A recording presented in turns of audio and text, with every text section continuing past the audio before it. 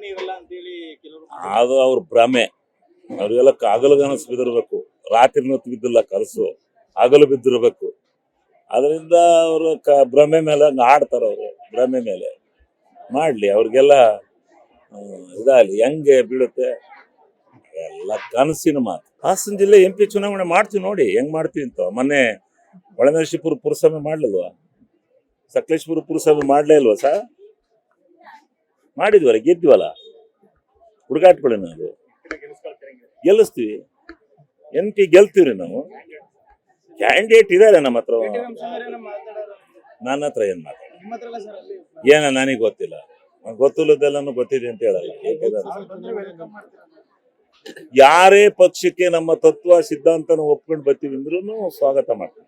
ಬರ್ತೀವಿ ಅಂದ್ರೆ ಸ್ವಾಗತ. ಅವ್ರು ಇದ್ದಾರೆ, ಇಲ್ಲೇ ಮೊದ್ಲು ಕಾಂಗ್ರೆಸ್ನೆಲ್ಲ ಇದ್ದಾರೆ, 2 ಸಾರಿ MLA ಇದ್ದಾರೆ, ಬರ್ಲಿ ಹೇಳಿ, ನಾವೇನು ಬೇಡ ಅಂತ. ಅದು ಇವ್ರ ಭ್ರಮೆ.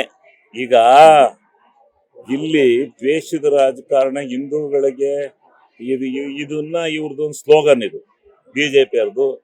ಇದು ಇವ್ರು ಗುತ್ತಿಗೆ ತಗೊಬಿಟ್ಟಾರೆ ಹಿಂದೂಗಳನ್ನೇನು ಅವ್ರದ್ದಲ್ಲ. ನಾವು ಹಿಂದೂಗಳೇ, ನಾವು ಹಿಂದೂ ರಕ್ತದಲ್ಲೇ ಹುಟ್ಟಿರೋದು. ನಾವೇನು ಬೇರೆ ರಕ್ತದಲ್ಲಿ ಹುಟ್ಟಿದೀವಿ ಅಂತ ಹೇಳಲ್ಲ.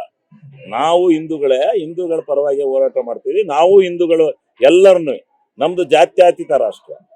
ಮಹಾತ್ಮ ಗಾಂಧೀಜಿ ಹೇಳೋಗಿದ್ದಾರೆ, ಹಿಂದೂ ಮುಸಲ್ಮಾನ್ ಕ್ರೈಸ್ತರೆಲ್ಲ ಒಂದೇ ಅಂತ ಗೀತೆ ಆಡೋಗಿದ್ದಾರೆ ಮಹಾತ್ಮ ಗಾಂಧೀಜಿ.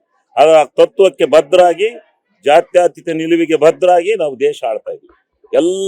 ಎಲ್ಲ ಜನಾಂಗವನ್ನ, ಎಲ್ಲ ಜಾತಿಯನ್ನ ಒಂದಾಗಿ ಕಾಣ್ತಾ ಇದ್ವಿ ನಾವು ಬರೀ ಹಿಂದೂಗಳು ಇದು ಅನ್ನೋ ಪ್ರಶ್ನೆ ಅಲ್ಲ. ನಮ್ಗೆಲ್ಲರೂ ಸಮಗ್ರವಾಗಿ ಎಲ್ಲ ಜನಾಂಗನೂ ನಾವು ಒಂದಾಗಿ ಕಾಣ್ತಾ ಇದ್ವಿ.